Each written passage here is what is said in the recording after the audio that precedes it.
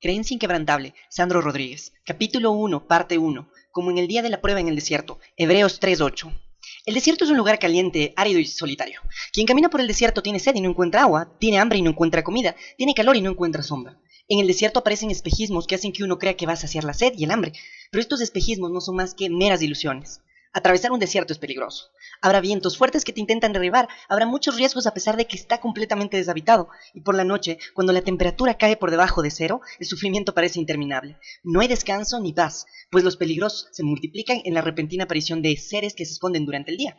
Tal vez ya hayas encontrado a tu desierto, y creo que todos nos encontramos varios desiertos a lo largo de nuestra vida. Este encuentro es recurrente e inesperado, nos deja vulnerables y nos hace cuestionar por qué estamos en esta situación. Las dificultades parecen no tener fin, percibimos que no somos autosuficientes y necesitamos a Dios y a nuestros hermanos. Es en el desierto que sentimos el dolor a flor de piel y donde probablemente nuestra fe se pone a prueba. Probablemente también es en el momento en que lo atravesamos que pasamos a tener más compasión y que sentimos que es doloroso enfrentar ciertos obstáculos.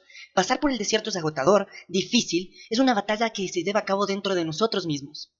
Esta batalla exige que tengamos confianza, que desenmascaremos los espejismos para que podamos contemplar los milagros y el instante de la victoria. Muchas veces en el desierto, el corazón se seca y muere. El libro sagrado dice que 6,000 hombres salieron de Egipto, pero solo 2 llegaron a la tierra prometida. En el desierto, donde el 99% de los hombres fracasó, Jesús venció. Pero cuando se nos pone a prueba, cuando la fe escapa de nuestras manos y es difícil caminar, no podemos ver ninguna señal de bendición. Era así como yo me sentía aquella noche. Sabía que había soñado con algo nuevo y profundo. Y como Moisés quería llevar a mi rebaño al otro lado del desierto, no estaba contento con la vida que llevaba y sabía que podía hacer algo más. Deseaba algo mejor. Sabía que no tendría éxito sin pagar un precio, pero estaba dispuesto a atravesar el desierto. Estaba dispuesto a ponerme en riesgo, porque yo no sabía qué había del otro lado.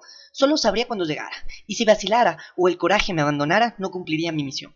La responsabilidad había golpeado a mi puerta, no podía simplemente dejar el rebaño y abandonar todo. Dios había puesto un deseo en mi corazón para mostrarme que había algo más en la vida, pero yo no podía verlo. No aquella noche. En 2008 inicié la travesía que me reclamaba mi desierto. Completamente vulnerable, no sabía cómo conducir mi rebaño. Había reunido a mis 40 líderes de ventas de Ginodé y les había dicho que comenzaríamos un nuevo modelo de ventas que cambiaría la historia de la empresa. Haríamos que Ginodé estuviera donde merecía estar. Estaba todo listo. Habíamos creado un mecanismo que, bajo mi punto de vista, posibilitaría que nuestro sueño se realizara.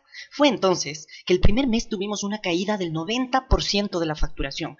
Era el año de la crisis internacional y nuestra empresa era sólida, con 20 años de existencia, era próspera, por lo menos hasta ese día. De a poco perdimos todo lo que habíamos conquistado a lo largo de los años. Mi madre vendió su casa, vendimos el terreno, el edificio, todo lo que teníamos. La gente que ganaba 3,000 reales de comisión por ventas ya no ganaba casi nada. En aquel momento, lejos del oasis que ya habíamos habitado, nuestra fuente comenzó a escasear y sentimos que el suelo no era más fértil. Se había hecho difícil seguir caminando. Yo sentía que había destruido todo lo que mis padres habían conquistado con sangre y sudor. Oí decir que había quebrado el negocio de la familia. En mi corazón sentía que había enterrado todo lo que teníamos. Cuando puse los pies en aquel desierto dispuesto a atravesarlo, entendí que había llegado el momento de mi gran prueba. Durante el día transpiraba y sufría. Caminaba por ahí, completamente perdido. Durante la noche oscura me sentía desprotegido y discutía con Dios. ¿Por qué?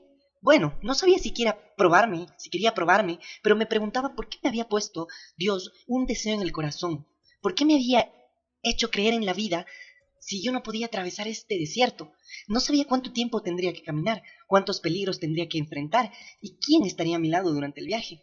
Antes de eso, yo pensaba que estaba listo para volar sin turbulencias y navegar sin tormentas. La vida ya me había probado de diferentes maneras. ¿Sería el miedo de no poder atravesar ese desierto?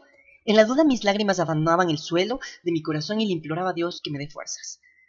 La empresa cada vez estaba peor. Fui al banco, le pedí dinero a mi gerente y me lo negó. Nada funcionaba, y con cada puerta que se me cerraba cuestionaba más a Dios. ¿Cómo podía pasar esto?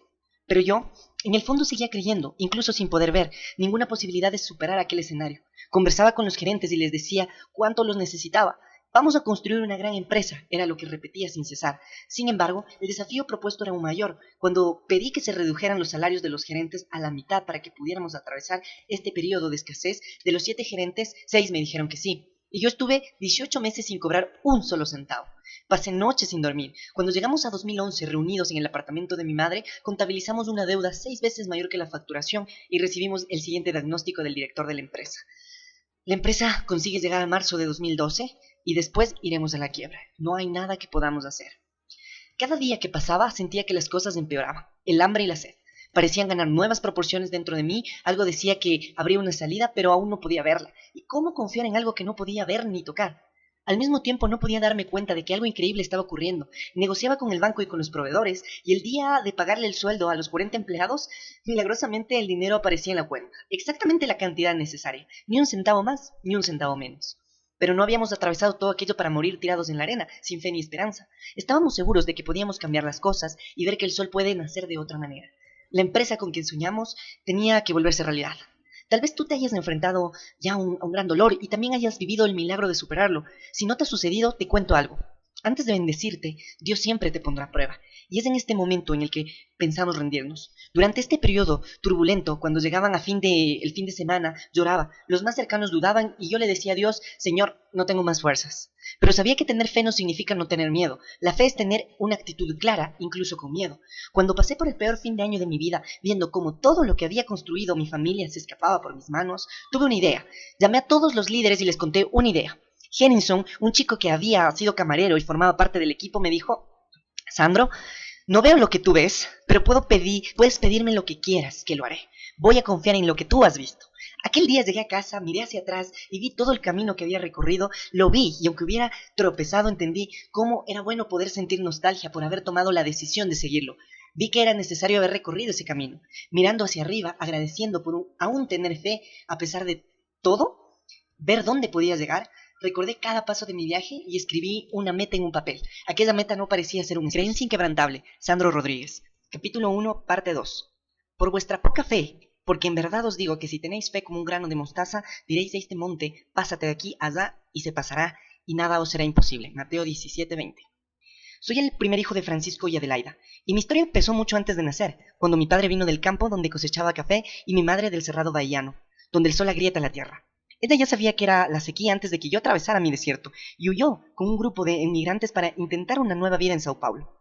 Mi madre, Adelaida, tenía solo 18 años cuando le dijo a su jefe en José Paulino, donde trabajaba, que quería que le pagaran por cada prenda que producía. Una costurera de las mejores que no quería vivir de un sueldo.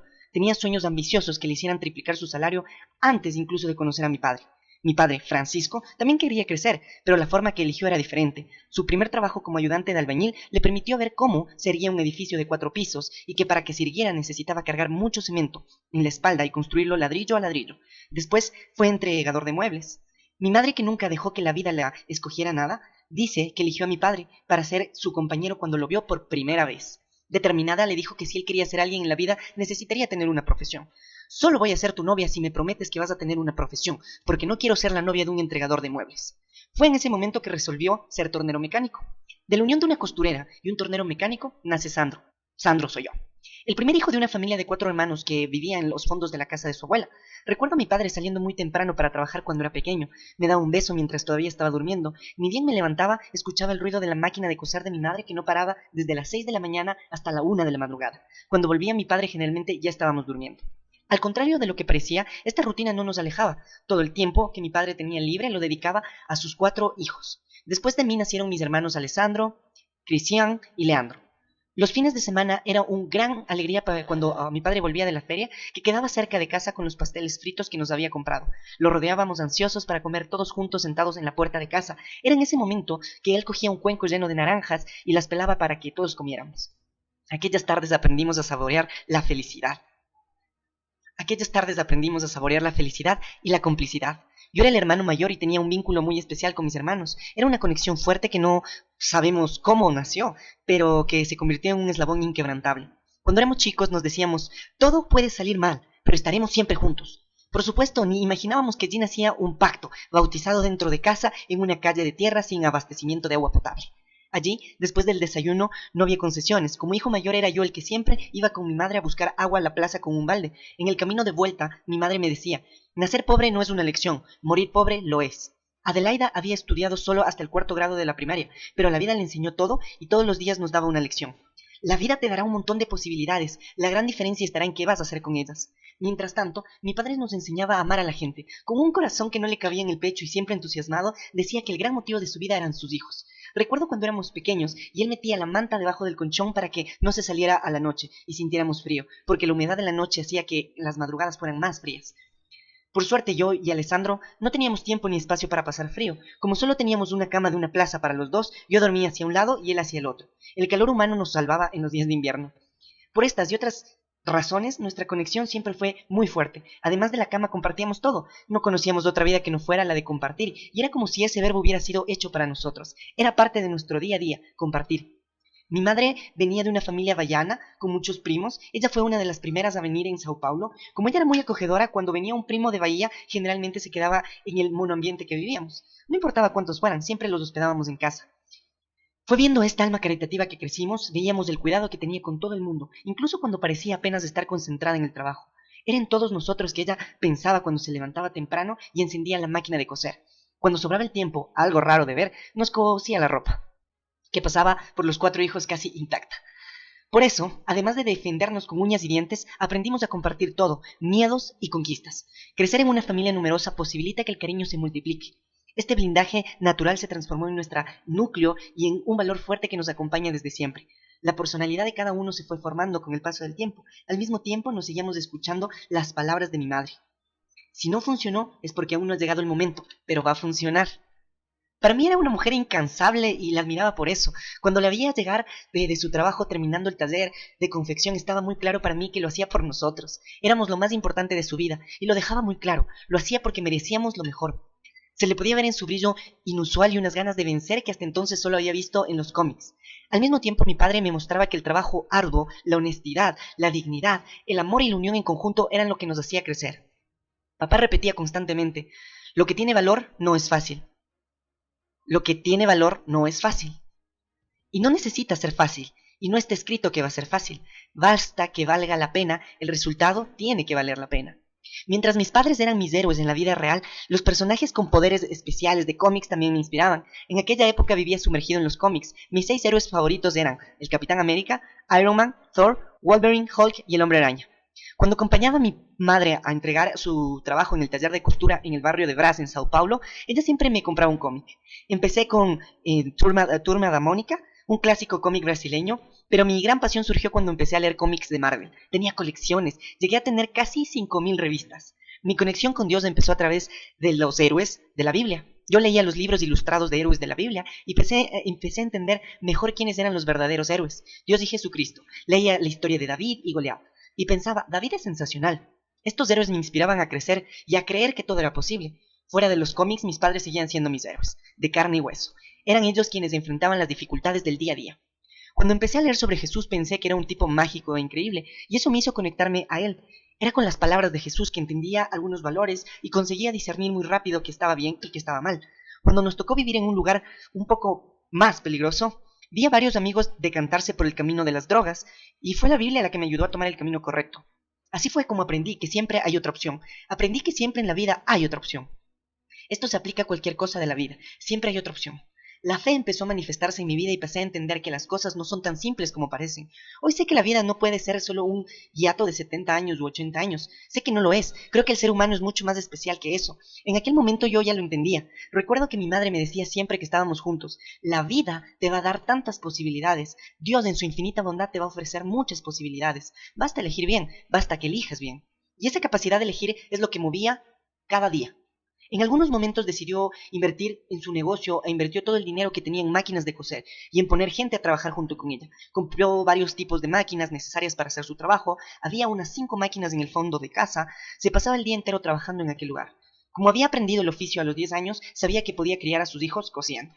Fiel a lo que pensaba, sabía que soñar alto era también una elección. De esa manera empezó a vender productos y me llevaba a vender con ella. Cuando llegábamos a casa, preparaba su clásico pollo con fideos. Me acuerdo cómo corríamos a la mesa para esperar la comida. Como mamá era justa, dividía la comida exactamente igual entre todos, aunque unos comieran más que otros. Cuando había albóndigas, era 1 o 2 para cada uno. Yo dejaba la mía para el final porque sabía que era la parte más deliciosa de la comida. Alessandro, mi hermano menor, que comía muy poco, devoraba las albóndigas primero y no comía el resto del plato. Un día comió su albóndiga y metió el tenedor en la mía. Cuando se la puso en la boca, sentí el gusto de la desesperación. Era injusto, era justo. Mi parte favorita de la comida. Me eché a llorar. Mamá me sacó la albóndiga. Mi madre nos miró con una expresión seria. Alessandro dijo con las venas hinchadas y mirándolo a los ojos, abre la boca. Alessandro abrió la boca y yo nunca más olvidé de aquella escena. Le metió la mano en la boca y dijo: jamás vas a comer o a tomar algo que no sea tuyo. Esto es de tu hermano. Tal vez ella no supiera exactamente qué era educación, pero esta actitud quedaría marcada para mí por siempre, en mi memoria y en las de mis hermanos. Si ninguno de nosotros ha sido capaz de tomar nada que sea de otro, respetando que cada uno tiene lo suyo, fue porque lo aprendimos durante estos almuerzos o en otras situaciones del día a día en nuestras vidas. A pesar de ser rígida con sus hijos, con quienes tenía una preocupación excesiva de educarlos con integridad, mi madre tenía una generosidad única. Jamás negaría ayuda a quienes lo necesitaran. En casa, aunque las albóndigas fueran contadas, siempre había comida y cama para uno más. Fue así que Anita, su hermana menor, vino a vivir a casa. Era 10 años mayor que yo y mi madre la criaba como una hija. La tía Anita tuvo un papel muy importante en nuestra historia porque ayudó mucho a criarnos. Mientras mi madre trabajaba sin descanso, era ella quien nos cuidaba. Los viernes Anita hacía la limpieza general en la casa y nos mandaba a jugar a la calle. Muchas veces volvíamos a casa como a las 6 de la tarde y no estaba terminada la limpieza. Entonces llamábamos a Periño, nuestra mascota, y nos acogíamos sobre su barriga para una siestita deliciosa hasta que abriera la puerta. Recuerdo un episodio muy curioso. Ella acababa de hacer la limpieza, me fui a bañar, agarré una latita de pintura al aceite negra y pensé: voy a pintar mi estuche de lápices, que en aquella época era de madera. Me quedé allí pintando el estuche hasta que Alessandro llegó y tomó un pincel. Comenzamos a pintar el estuche juntos. En un segundo entró Leandro, que era el menor de los tres, metió la mano en la pintura y empezó a ponérselo en el pelo. Nos pareció gracioso y empezamos a pintarlo, pero pintamos junto con él todo el baño. Ese día, cuando Anita dejó el pastel de zanahoria descansando en el horno y fue a ver de que los niños se reían en el baño, abrió la puerta, se sentó en el suelo y se echó a llorar. Fue aquel día que mi madre, cuando llegó del trabajo, nos reprendió como nunca antes lo había hecho. Después de eso, nunca más pintamos nada. Creencia inquebrantable. Sandro Rodríguez. Capítulo 1, parte 3. Haced todo con amor. 1 Corintios 16:14. Yo ya acompañaba al trabajo a mis padres desde el principio, y las entregas que mi madre hacía empezaron a ser cada vez más frecuentes. Suelo decir que en esa época en que yo los ayudaba, Dios me puso una llave en el corazón.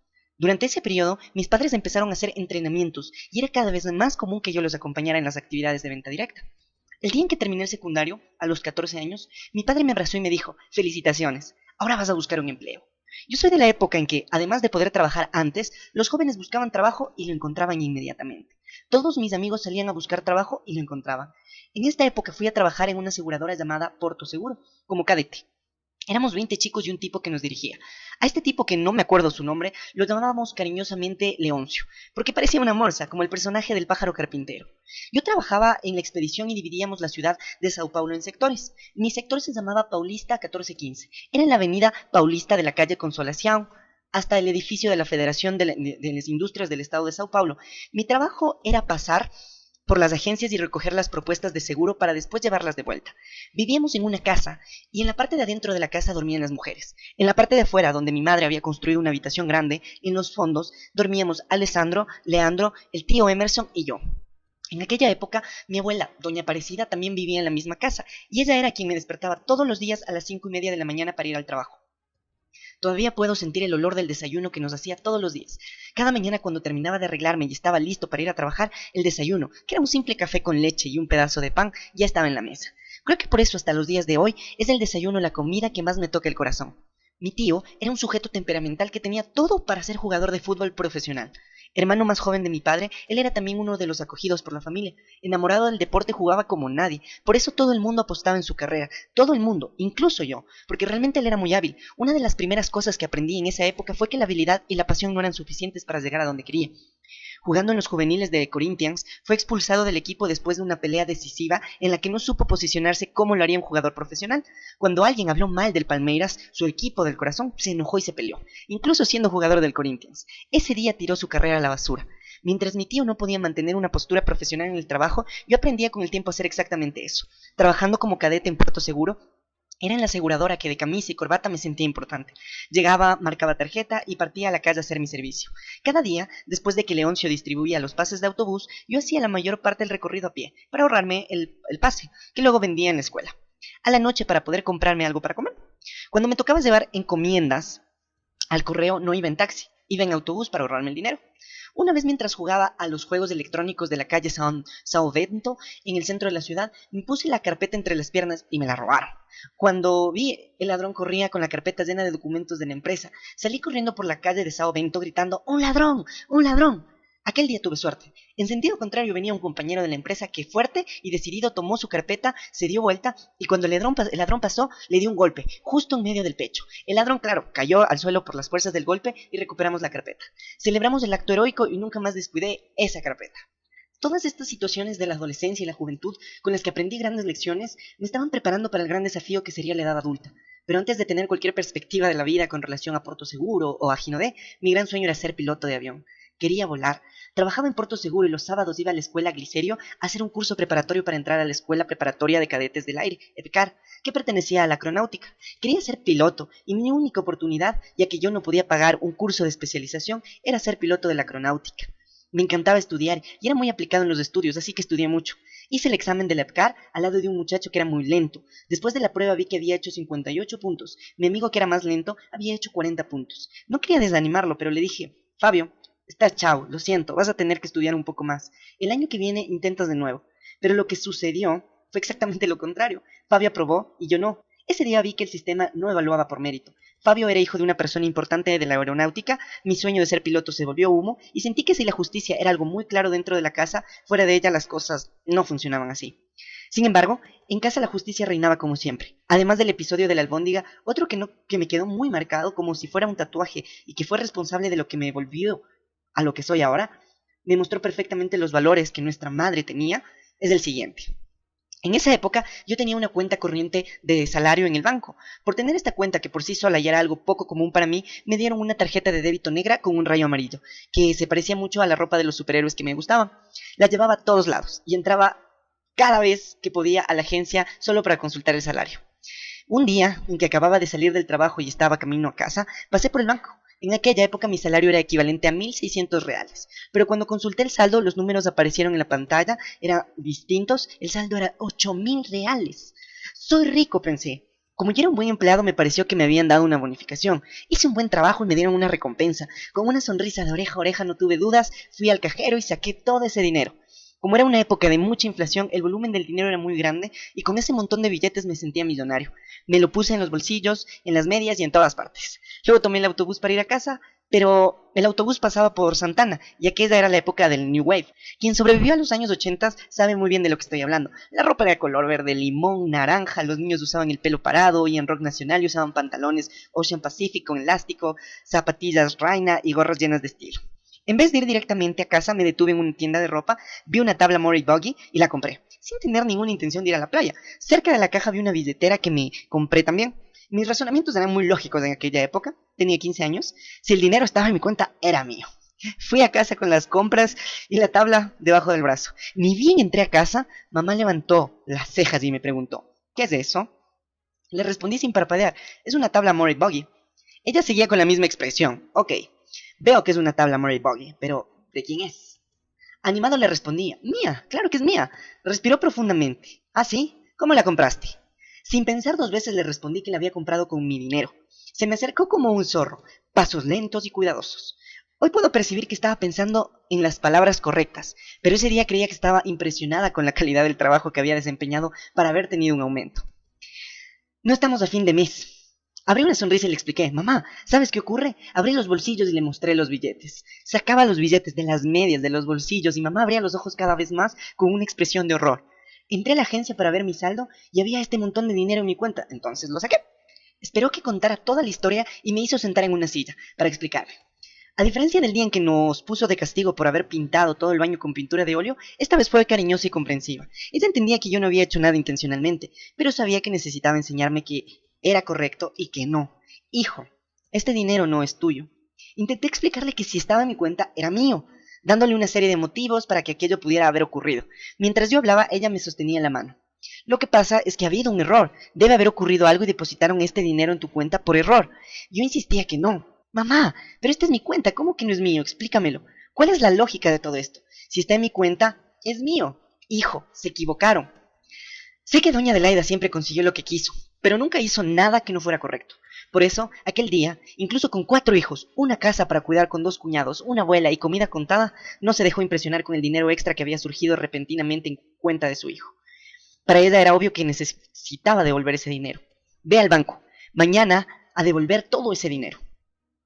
Yo miraba la tabla, los pantalones y la billetera, pensaba en todo lo que podía comprar con ese dinero y me daban ganas de llorar. Aún así hice lo que me pidió. Al día siguiente, con el corazón en pedazos, fui al banco y deposité el dinero de vuelta en mi cuenta. Pero aún depositando de vuelta el dinero, nadie lo reivindicó. Todos los días, cuando entraba a la agencia para consultar mi saldo, veía aquella suma en mi cuenta. Después de un mes, llegué a casa y llamé a mi madre para conversar. Mi intención era que ella entendiera que el dinero era mío, aunque no estuviera seguro. Mamá, el dinero está todavía en la cuenta. Sin mirarme me respondió, pero no es tuyo. Yo sabía que esa discusión sería larga, pero mamá, nadie quiere ese dinero, nadie va a notar que lo tomé. Era como si estuviera trabajándome el espíritu. Cada vez que entraba a la agencia y veía aquella suma, sentía un apretón en el pecho y ganas de sacarlo todo y gastarlo todo. Pero después de 3 meses, el banco retiró el dinero.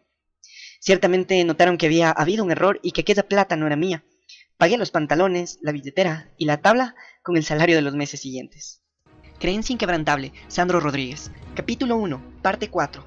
Dios sabe que es bueno para ti. Eclesiastes 6:12. 3 años después del día en que empecé a trabajar como cadete, recibí una llamada. Las cosas parecían estar caminando hacia el éxito.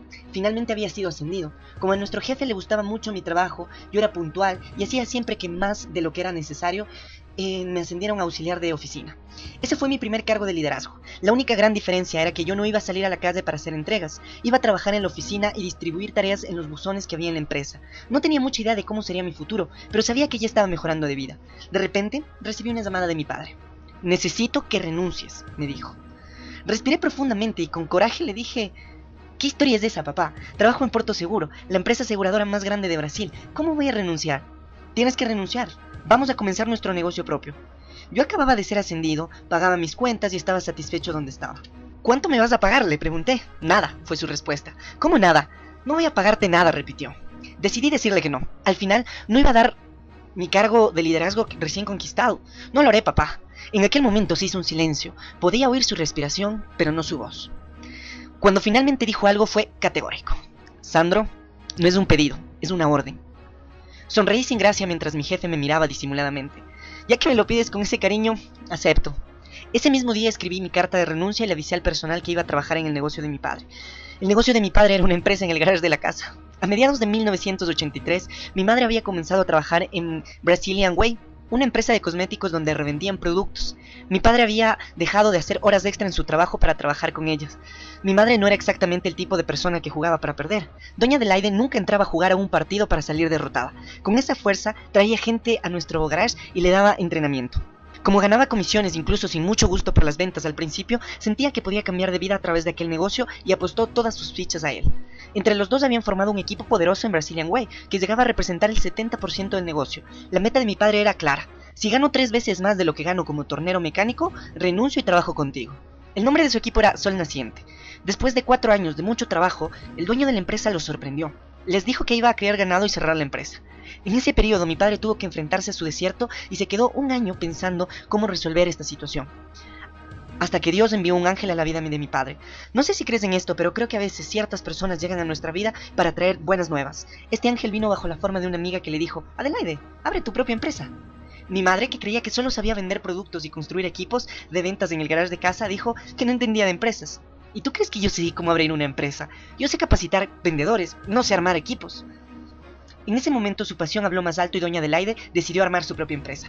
Fue cuando decidió vender las máquinas que usaba para coser y que eran fundamentales para nuestro sustento, que mamá quemó sus barcos. Vendió las máquinas para comprar un escarabajo color tomate para entregar los productos. Apostó todas sus fichas al plan A, ya que no tenía plan B. Como le gustaba mucho la disciplina, la fuerza y el foco de los japoneses, doña Adelaide preguntó un día: ¿cómo se dice sol naciente en japonés? La respuesta fue Hinode. Estoy seguro de que cuando entró en el garage de mis padres y empecé a ayudarlos, Dios le dio una vuelta a la llave que había puesto en mi corazón. Me di cuenta de qué era lo que yo quería hacer en mi vida. Creía con total seguridad que Hinode sería una gran empresa. Su nombre de por sí ya tenía magia. Hinode significa el primer rayo de sol del primer día de enero. En ese momento que el pueblo japonés se reúne para hacer sus oraciones y agradecer el año que pasó y para pedir bendiciones para el año que entra. Hinode es el primer rayo del sol del año porque Japón es la tierra del sol naciente. Yo sabía que aquel rayo de sol brillaba en la luz de mis padres, en los ojos de mis padres, y que nos iluminaría a todos poco más tarde. Cuando empecé a ayudarlos, hacía absolutamente todo. Envasaba productos por la mañana, separaba pedidos por la tarde y hacía entregas por la noche. Vivía cargando bolsas de productos en la espalda para hacer entregas, y durante las entregas aprendí a conducir. Ahí entendí que el puerto seguro, traducción de puerto seguro, era dentro de mi casa, donde sin ninguna seguridad de que aquello podría funcionar, todo el mundo trabajaba con ganas de hacer que funcionara de verdad. Solo que en el primer año nuestra existencia como empresa no fue exactamente una maravilla. Agarrábamos 20 litros de shampoo y 10 litros de perfume, los poníamos en una especie de biberón y los precipitábamos con una pinza. Había días que iba a mi habitación sin poder cerrar la mano de tantas ampollas que me habían salido por el esfuerzo. Armar y administrar una empresa no era tarea fácil. En aquella época teníamos una inflación galopante y había días en que mi padre no encontraba envases y botellas para llenar uno de los productos. Incluso en los días difíciles siempre decía: hijo, Dios siempre está al mando, Dios está siempre a mi lado. Un día, una especie de milagro de aquellos que ni siquiera sabíamos bien cómo ocurrían se manifestó en nuestras vidas. Mi padre conducía por Sao Paulo pensando en qué hacer para conseguir los envases que le faltaban. De repente apareció un camión lleno de productos delante de sus ojos y una caja se cayó prácticamente sola. Vio la caja llena de productos y notó que era exactamente lo que necesitábamos: frascos vacíos, iguales a los que estaban en falta. Pero mientras mi madre era una mujer con atributos inestimables de honestidad, mi padre fortalecía su espíritu a través de la paciencia y la resignación. Miró la caja con los envases que se habían caído del camión, la recogió y siguió al conductor para devolvérsela. Como la caja tenía la dirección de la empresa, fue fácil encontrarla. Entró y contó por qué estaba allí. Necesito envases, dijo, cuando entró al responsable de la empresa. ¿Cuántos?, le preguntó el tipo. Unos 500. Al dependiente una carcajada se le escapó de la boca y le dijo: ¿estás loco? Desafortunadamente es imposible. Para poner este molde en la máquina necesito que lleves 20.000 unidades. Mi padre respondió que no podía pagar por todo aquello y salió de la empresa con un semblante triste. Por algún motivo, aquel hombre había sido tocado. Mi padre dice que su ángel debe haber conversado con alguien. Quien conoce la historia sabe que este hombre luego sería el primer gerente de la historia de Ginodé. Don Francisco, espere. Había encontrado algunos envases como los que mi padre necesitaba y decidió ayudarlo. Cuando don Francisco llegó a casa con la noticia, todos festejamos con alegría. Mi madre, a pesar de todas las dificultades que estábamos enfrentando, decía confiada: va a salir todo bien, es la única alternativa. Al ver la fuerza que mamá tenía para inspirar a la gente, entendía que la decisión estaba en nuestras manos, y yo tenía los atributos y la disciplina necesarios para absorber los valores que me pasaban. Fue con ellos que entendí que los superhéroes de los cómics podían ser de carne y hueso, y todos nosotros podríamos crear nuestra propia historia con los poderes y las habilidades que cada uno tiene. Hoy sé que para tener éxito se necesita amar lo que uno hace, y no estoy hablando necesariamente de dinero. Aquel niño que quería ser piloto de avión porque quería aprender a volar y coleccionaba cómics para conseguir encontrar el secreto de los superpoderes, comenzaba a entender todo lo que era necesario para convertirse en un miembro de la Liga de Justicia de la gente de carne y hueso. Sabía que podía volar, incluso sin pilotear un avión. Con esa llave girada dentro de mi corazón, solo tenía una certeza: Dios se preocupaba por mi futuro, y había entendido que Él era mucho más capaz que yo, pero yo sabía exactamente lo que debía hacer para llegar a donde quería. Creencia inquebrantable, Sandro Rodríguez. Capítulo 1, parte 5. Tiempos de buscar y tiempos de desistir, tiempos de guardar y tiempos de desechar, tiempos de rasgar y tiempos de coser, tiempos de callar y tiempos de hablar, tiempos de amar y tiempos de odiar, tiempos de luchar y tiempos de vivir en paz. Eclesiastes 3, 6, 8. Si hoy sé cuán importante es cuidar a los demás, es gracias a mis padres y a los mentores que escogí y encontré a lo largo de mi vida. Si hoy sé pensar con el corazón, es porque crecí junto a mis padres, dos seres humanos que no desistieron ante las dificultades, que encontraron a lo largo de sus vidas y que nos transmitían valores día tras día, sobre todo cuando no estábamos en las mejores condiciones económicas. Si hoy creé un vínculo emocional con la empresa y con toda la familia Ginodé, es porque con el tiempo creamos una compañía donde existe una relación de confianza mutua y donde las personas depositan su esperanza. Todo lo que construimos fue a través de actitudes sólidas, muchas veces contrariando el sentido común, y desde el principio siempre tuvimos el compromiso sincero de creer en la gente, y esto permanece intacto. Fue en la escuela MPG Profesor Marcos Melega, en Lausanne Paulista, zona norte de Sao Paulo, que encontré algunos de los mentores que me inspirarían durante toda mi vida. En aquella época, la relación alumno-profesor era de mucho respeto. Los alumnos valoraban el papel del profesor y lo respetaban como a sus padres. A pesar de estudiar en la escuela municipal, que hoy es vista con malos ojos, tenía profesores que me elevarían por encima del promedio. Entre ellos, doña Ana Sueli, profesora de ciencias. Era una mujer extremadamente exigente, que nos hacía creer en nuestra capacidad de ir adelante. Dedicada, nos veía como iguales y hacía que creyéramos en nuestros sueños. Para doña Ana Sueli no había diferencia entre razas, credos, colores y posiciones sociales. Nos veía a todos como seres humanos, exactamente iguales. Incluso a mí, que venía de una familia humilde, no me veía como pobre. Esto fortalecía nuestra autoestima sin que pudiéramos percibirlo. Era a través de sus ojos que creíamos que podíamos contribuir con nosotros mismos, con nuestras familias y con el mundo, incluso en nuestro esfuerzo diario. Si nos desafiaba, siempre nos decía: tú puedes más. En aquella época, siendo el mayor de los 4 hermanos, me exigían más a mí que a los demás, pero todavía no creía que podría tanto. En la escuela también aprendíamos el poder de la disciplina con doña Antonia, una directora pragmática que estaba siempre convencida de que todo lo que hacíamos podría mejorarse con el paso de los días. Solo que no era ni el himno nacional ni las clases de ciencia lo que me hacía vibrar. Lo que me gustaba de verdad eran los números. Todos los días, tan pronto como llegaba Ginodé, tomaba los pedidos y los sumaba a mano con la calculadora al lado. Mi cabeza giraba alrededor de los números. Era así que calculaba precio, primas y comisiones. Hacer esto en épocas de hiperinflación era aún más complejo y laborioso, pero no dejaba de ser fascinante. Como teníamos cerca de 40 productos en el catálogo, revisaba los costos y calculaba el nuevo precio de los productos todos los meses. Solo que para poner precio era necesario saber el valor del trabajo de cada uno de los que formaba parte de la familia Ginodé, que aún era reducida en la época. Aunque me gustara la matemática, era la valorización del trabajo humano lo que hacía que mi cabeza se conectara con el corazón y que observara el valor de la gente que estaba a mi alrededor. Un día surgió un amigo, José Óscar, que después de que se convertiría en el primer director de la compañía. Óscar era ese tipo de persona que veía las cosas como eran y decía, ¿por qué no mejorarlas? A mí me encantaba ese tipo de visión. Después de una breve visita me preguntó, ¿qué tal un sistema de gestión? Recuerdo que debo haber hecho una cara curiosa porque luego me hizo otra pregunta. ¿No tienes una computadora? No, no teníamos computadoras, ni soñábamos que un día manejaríamos todo a kilómetros de distancia a través del internet. Fue así que compré nuestra primera PC AT. Estábamos en 1989 y la tecnología de última generación tenía aproximadamente 10 megabytes de capacidad. Además de la computadora, compré algunos disquetes para almacenar nuestra información. Si tienes menos de 20 años y no tienes idea de qué es un disquete, era un disco cuadrado que poníamos en un lector de la computadora para poder guardar información. Era el pendrive de aquella época. En ese periodo surgió la primera factura impresa, algo fascinante en la época y una evolución para mí, que pasé de ganar tiempo para usarlo en otros quehaceres. Después de la jubilación de las calculadoras manuales que fueron sustituidas por el sistema de gestión que funcionaba dentro de la computadora, entendí que la forma en que hacíamos cosas triviales siempre podría ser mejorada para que el trabajo fluyese mejor. Así que desarrollé procesos para envasar y entregar productos y empecé a provocar cambios. Solo que nadie llega a ningún lugar solo, y para contar con una línea de producción es necesario contar con aliados. Mi Liga de la Justicia estaba llena de superhéroes de carne y hueso. Esta liga estaba compuesta por mis amigos de la calle, eran ellos los que formaban parte de mi línea de producción. Fue en esta época que mi amistad con Guto, que es mi amigo más antiguo y hoy gerente de compra de Ginodé, comenzó. La mayoría de las veces yo aparecía cuando ellos estaban jugando al fútbol y les pedía que me dieran una mano. Aquel Sandro que le había dado una vuelta a las aves que llevaba en el corazón podría ser más maduro que sus amigos, pero aún era un niño, y fue ese niño que decidió irse a vivir solo un día, aunque estuviera acostumbrado a vivir con gente en todos los rincones de su casa.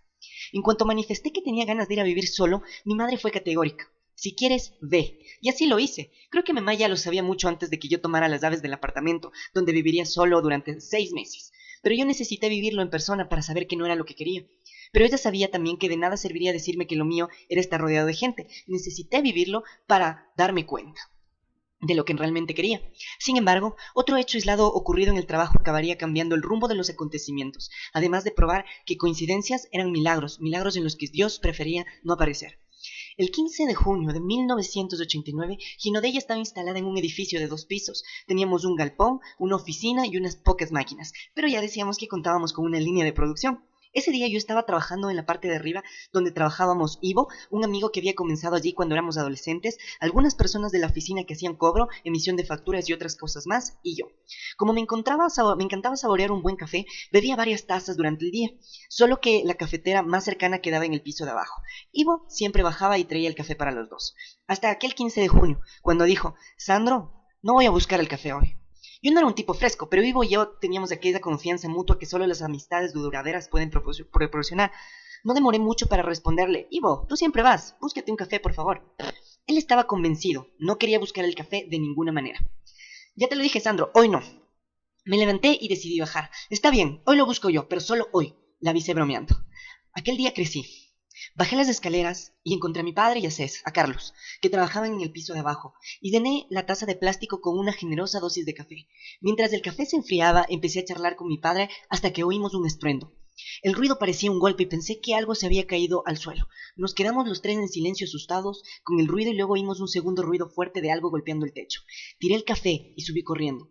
Cuando entré a la oficina de arriba, todo estaba inundado de rojo. Era la sangre de Ivo que había manchado las paredes, el suelo y principalmente su cuerpo, caído en el suelo. Ivo estaba con la ropa totalmente manchada. Era como si su cabeza hubiera explotado, pero continuaba intacta.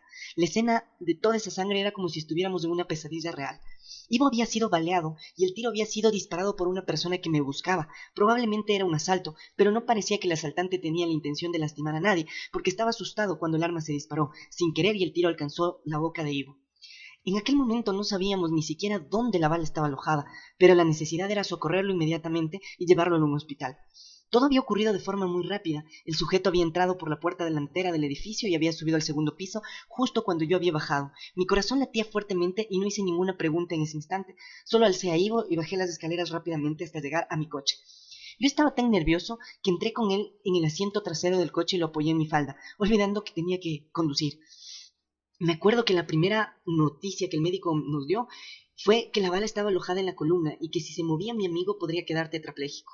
Yo no sabía si le agradecía por saber que estaba vivo o si rezaba porque la bala no se moviera. Solo sabía que si no hubiera bajado a buscar un café, podría estar muerto. Durante las noches que me quedé en el hospital al lado de Ivo, el médico decía que no podría moverse. Luego Eduardo, Guto y yo nos turnábamos para que Ivo tuviera compañía. Fueron 3 meses interminables de aflicción hasta el día que lo dieron de alta. Aquel día quien hizo un pedido fue él y no era una taza de café. Sandro, tengo mucho miedo de ir a casa. ¿Puedo quedarme en tu casa por algún tiempo? No dudé en acoger a Ivo y no sospechaba que los días fuera del hospital serían más tensos que los que estuvo dentro. Con mucho miedo Ivo tenía pánico de cualquier ruido que oyera y sin conseguir salir de casa vivía en estado de tensión y angustia. El miedo era tan grande que se bañaba con la puerta abierta para no quedarse solo adentro del baño. Ciertas intervenciones divinas nadie explica. Hasta hoy no sabemos por qué aquel 15 de junio Ivo resolvió no bajar a buscar un café para mí en la fábrica, como hacía todos los días, ni por qué 3 meses después, mientras se bañaba con la puerta abierta, un viento fuerte haría que la puerta se golpeara con tal fuerza que el ruido hizo que Ivo se asuste y se resbale. En la caída se golpeó la cabeza contra el inodoro. Solo me enteré de lo ocurrido cuando recibí las llamadas de las personas que trabajaban en casa, diciendo que Ivo estaba delirando de fiebre y pidiendo socorro. Corrí a casa y lo llevé de nuevo al hospital, donde encontramos al mismo neurocirujano que lo había tratado después del accidente anterior y que le pidió algunos exámenes. Yo estaba afligido porque sabía que la bala no podía moverse del lugar donde estaba alojada.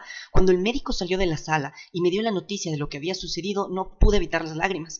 Con la caída se golpeó la cabeza.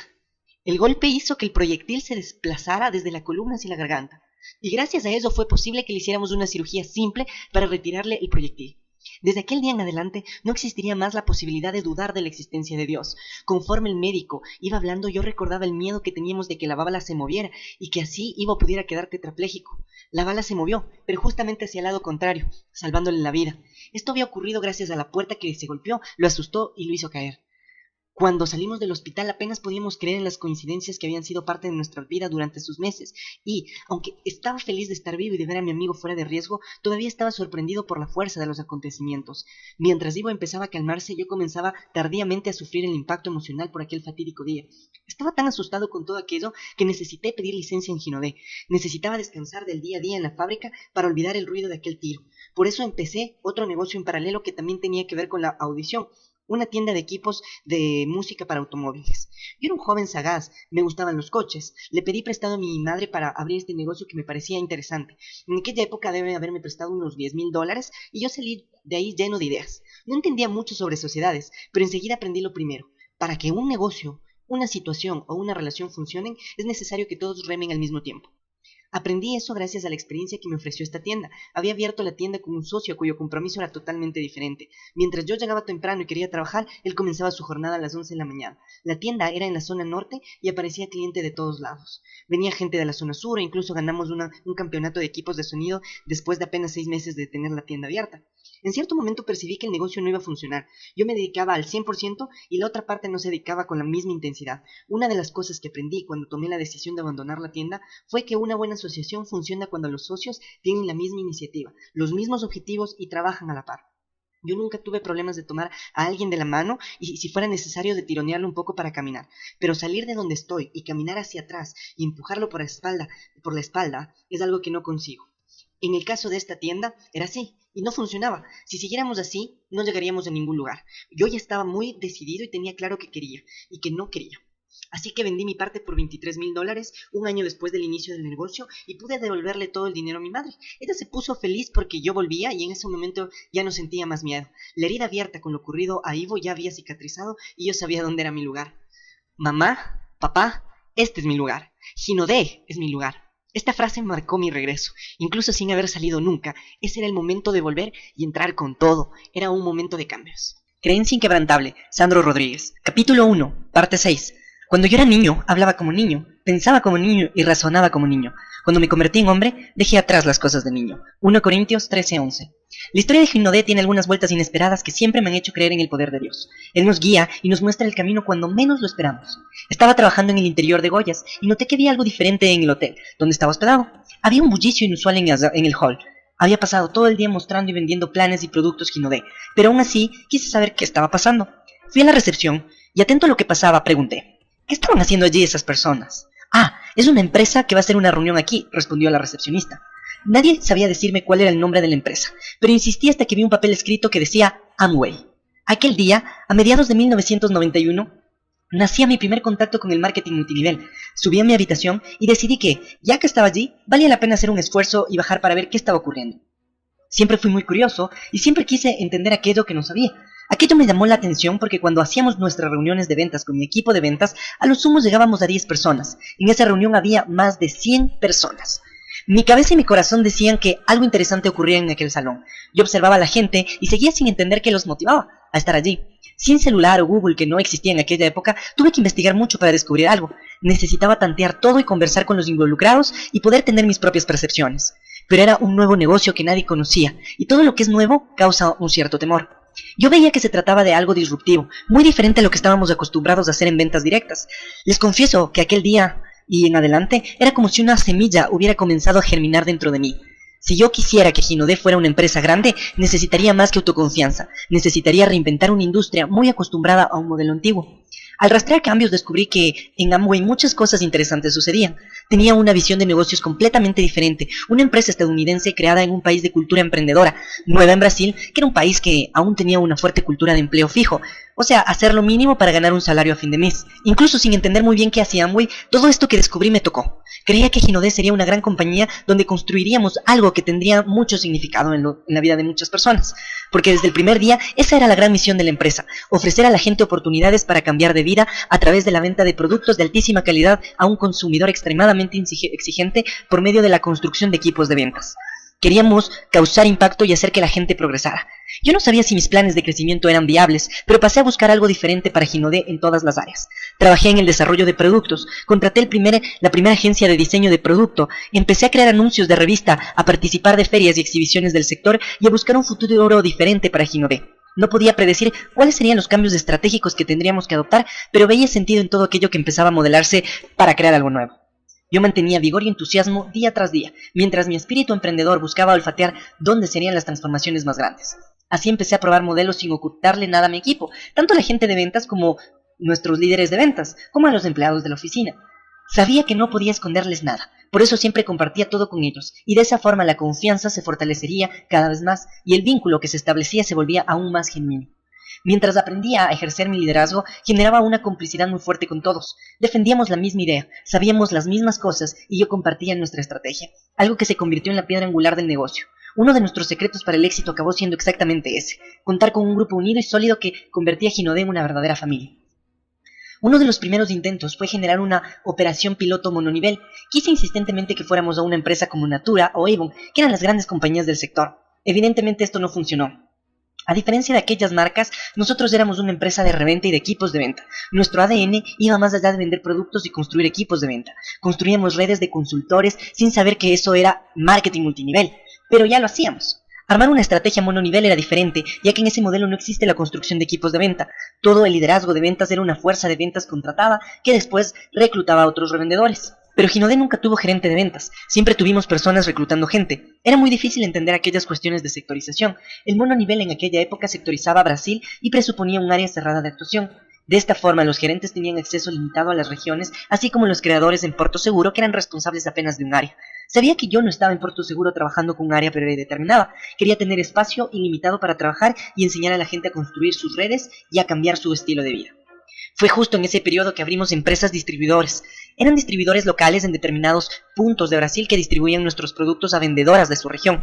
El éxito fue relativo, ya que tuvimos mucha morosidad. Muchos le daban plazo para pagar a sus vendedores y cuando los vendedores no pagaban no podían pagarnos. Otros usaban el dinero de forma equivocada. Aquello nos consumía, pero nos trajo grandes lecciones. Una de ellas fue durante un viaje que hice con mi madre al noreste del país. Teníamos 3 distribuidores en Marsello y el principal de ellos era un hombre que no retrasaba los pagos ni siquiera un día. Por otro lado, había otra distribuidora llamada María que nos daba un trabajo enorme para pagar. Mi madre y yo fuimos a visitar en coche la región de estos distribuidores. Enfrentamos lluvia, carreteras mal cuidadas y un neumático pinchado. Era una jornada que parecía no terminar nunca.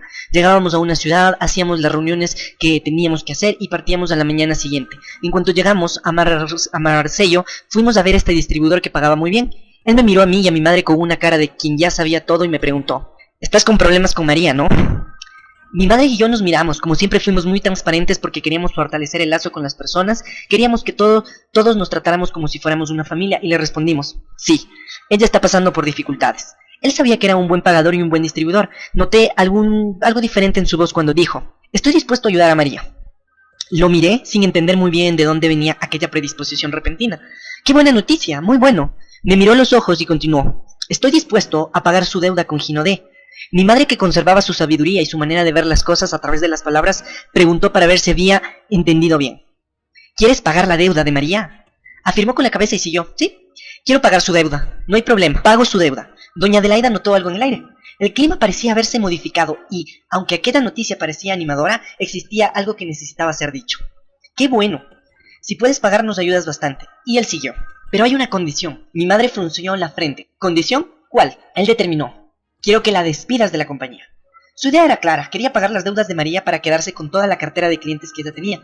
Mi madre, que no negociaba principios, no tuvo duda. Pausadamente le respondió: «Escucha bien lo que te voy a decir. Eres mi principal distribuidor, eres el que más compra, el que mejor paga, pero hay algo que no sabes sobre mí. Creo que una persona no tiene precio». El hombre abrió los ojos. Ella continuó: «Te necesito, pero por más que seas muy importante para mi negocio, necesito decirte una cosa.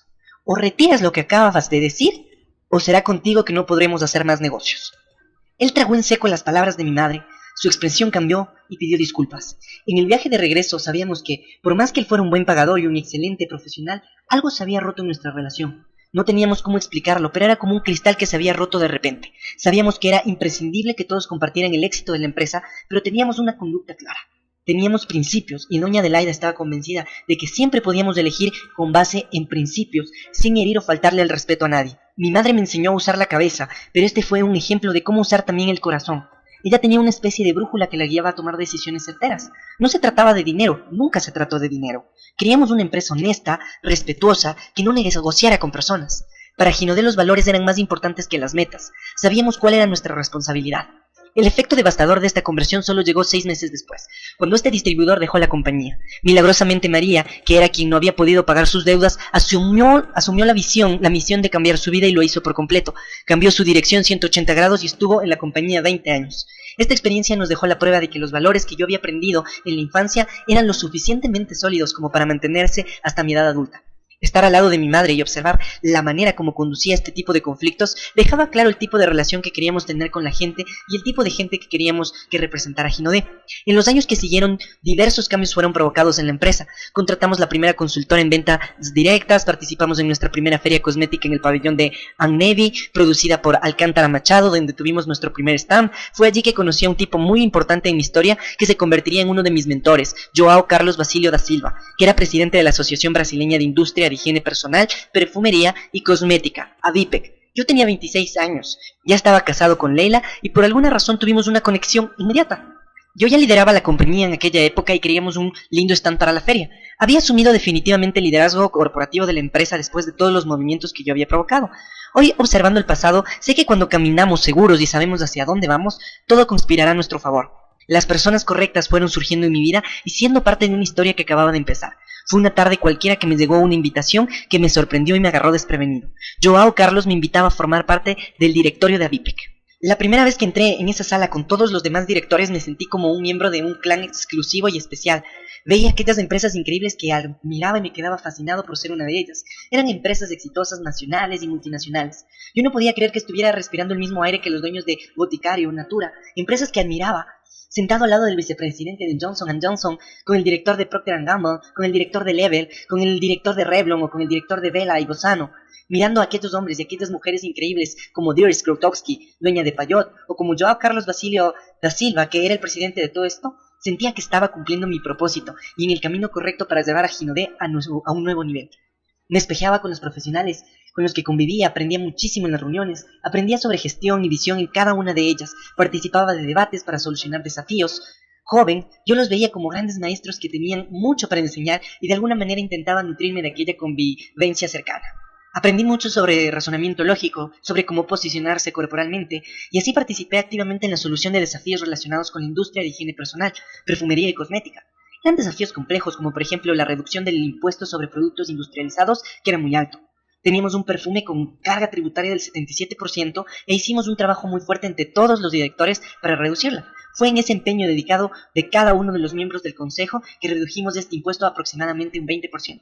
Me sentí orgulloso de estar formando parte de todo esto. Juntos pasamos por momentos de grandes transformaciones en el sector, como cuando se crearon agencias como la de vigilancia sanitaria. En esta época todos los productos de nuestra industria necesitaban registro. Entonces, antes de lanzar un producto teníamos que hacer todos los trámites para tal. Sin registro no podíamos comercializar el producto.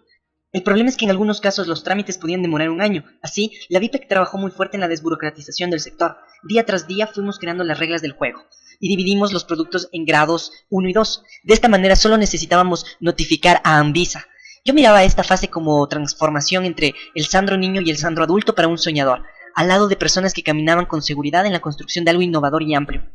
Aquel momento fue un divisor de aguas de mi carrera, ya que hasta entonces yo era parte de una empresa seria, pero venía de un modelo corporativo familiar que no tenía el mismo tipo de bases. Yo era hijo de una costurera y de un tornero mecánico que habían comenzado un negocio sin visión corporativa o visión de gestión teóricas, aunque intuitivamente tuvieron más visión que cualquier otro empresario del segmento. Todo lo que sabíamos había sido asimilado en la práctica de forma empírica. Aprendimos todo en la práctica y yo quería transformar todo en algo mucho más grande. Estar al frente del legado de mis padres me traía una emoción diaria inexplicable y me hacía entender la importancia de aquel cargo de liderazgo. Durante todo este periodo de aprendizaje en la dirección de la VIPEC, muchas cosas sucedieron, como la primera partición de Ginodé en una feria de participación.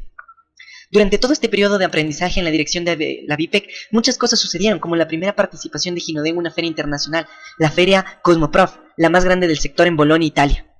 Antes de partir a Italia viajamos a una feria comercial en Portugal. Éramos un grupo de brasileños que se reunió en casi un sótano de Lisboa en el edificio de Telecom Portugal, pero no tenía nada que ver con el asunto. El espacio donde teníamos a disposición para armar los stands era en el subsuelo de Telecom Portugal y tenía alrededor de 200 metros cuadrados. Allí nos reunimos 10 empresas brasileñas y nos pasamos horas mirándonos unas a otras preguntándonos si alguna alma viva entraría en aquel lugar. Pero al final entraron dos, Víctor y Lourdes López. Víctor caminó y se detuvo justamente en el stand de Ginodé. Conquistamos así nuestro primer cliente internacional. Con él armamos la Ginodé portuguesa que prosperó durante muchos años, los años que duró su casamiento con Lourdes. Durante ese periodo de crecimiento profesional y personal me empeñaba en mejorar la compañía y estudiar sobre marketing multinivel. Era una verdadera obsesión. Empecé a leer sobre Amway, que no había tenido tanto éxito en la primera oportunidad en Brasil, y así vislumbré el momento en que nos convertiríamos en una empresa de marketing multinivel. Leía sobre Herbalife y estudiaba cuidadosamente cómo preparar a Ginodé para transformarla en una empresa de marketing multinivel. Mis padres me alentaban, como siempre, a seguir mi intuición. De esta manera me sentía cómodo para desafiarme a mí mismo y a soñar alto. Fue así que contraté mi primera consultora de venta directa, una empresa formada por dos tipos admirables en el segmento, Marcelo Piñeiro y Marcelo Alves, que fueron muy importantes y me trajeron un concepto llamado marketing de canal, que pasaría a integrar nuestra estrategia.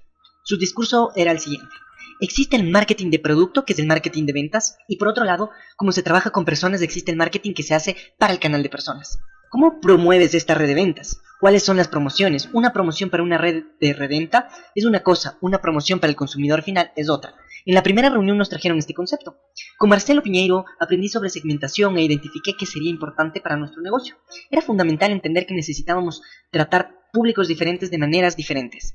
Este concepto quedó muy claro en mi cabeza. Una luz se encendió y fue exactamente así que empezamos a crear una estrategia para armar el calendario de ventas. Una nueva herramienta que conocí durante este proceso y que todos los equipos empezaron a usar. De esta forma teníamos fechas definidas para enviar pedidos y recibir pedidos. Hasta que en 2008 me desperté una mañana y dije, llegó la hora. Ya intenté todo lo que necesitaba intentar, ya conozco todo lo que no funciona, aprendí mucho de lo que no estaba bien, ya sé todo lo que no lo está, así que ya no tengo que pagar este precio. Creo que ahora es momento de empezar a decirle a la gente qué funciona, porque ya sé qué funciona. En esta época tenía algo muy claro en la cabeza. Antes de liderar es necesario aprender a servir. Había aprendido eso en mi infancia con Jesús, que era un gran líder, pero también el primer gran siervo. Estaba claro desde que conocí la historia de este líder que el principio del liderazgo yacía en servir. Sabía que jamás sería un buen líder si no aprendiera a servir y a seguir.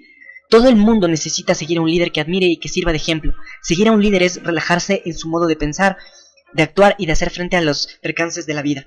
Seguir a un líder es inspirarse en quien ha caminado un camino que tú quieres recorrer. Por eso es muy importante saber a quién seguir.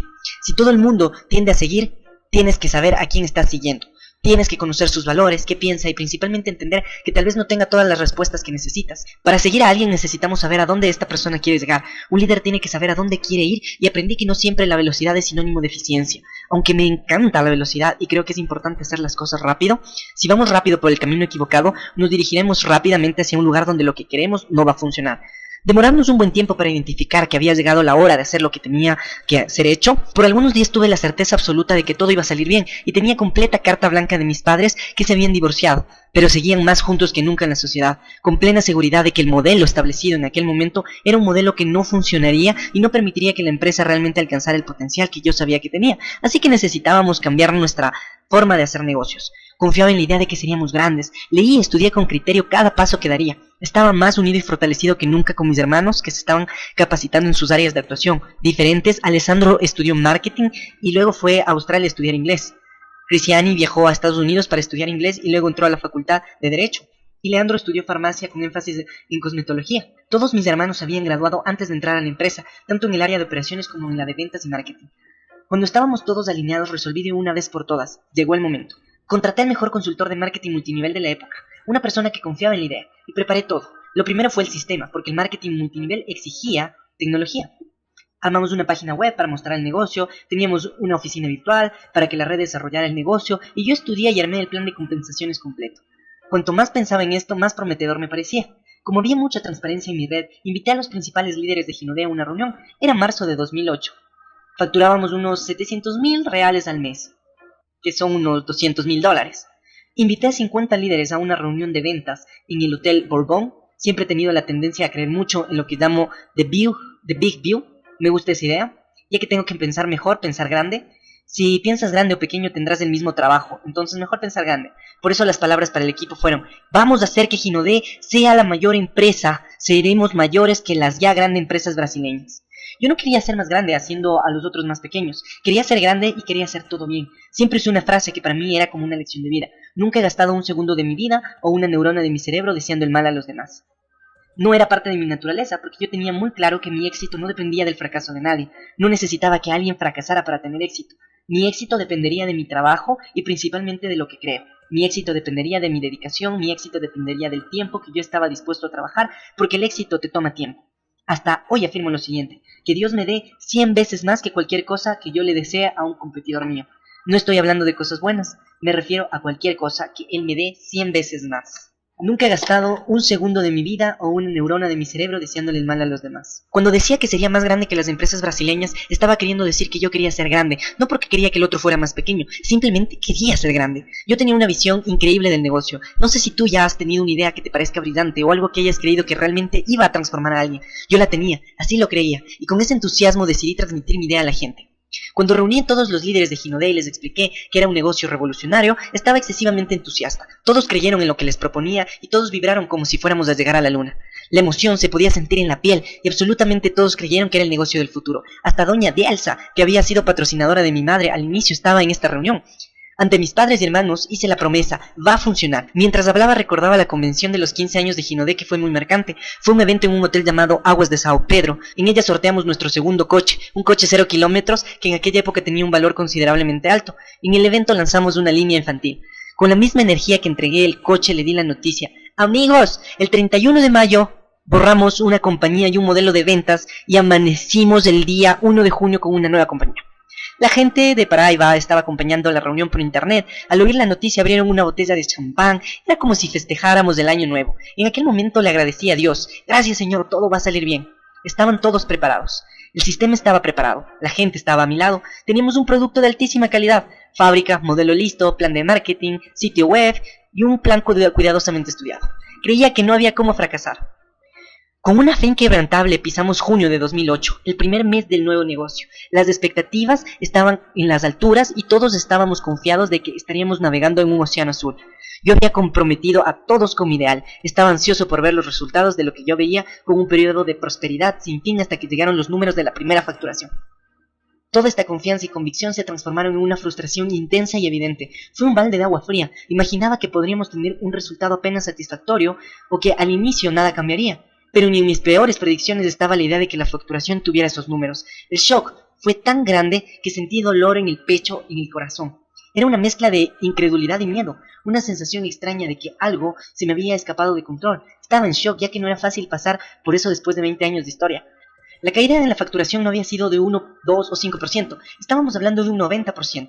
No me imaginaba cómo podría haber ocurrido, pero pensaba que los meses siguientes serían diferentes. A pesar del escenario desastroso, todavía mantenía una posición optimista e intentaba evaluar lo que había ocasionado esta caída. Yo me acordaba de la cara de cada una de las personas que habían confiado en mí, de la expresión de alegría e intensa ansiedad que manifestaron al ver aquella idea que yo había propagado, y sabía cuál era la responsabilidad de conducirlos por este periodo si nada de lo que yo había previsto ocurriera como lo había previsto. Ni me lo imaginaba, pero eso solo era el comienzo de lo que vendría por delante.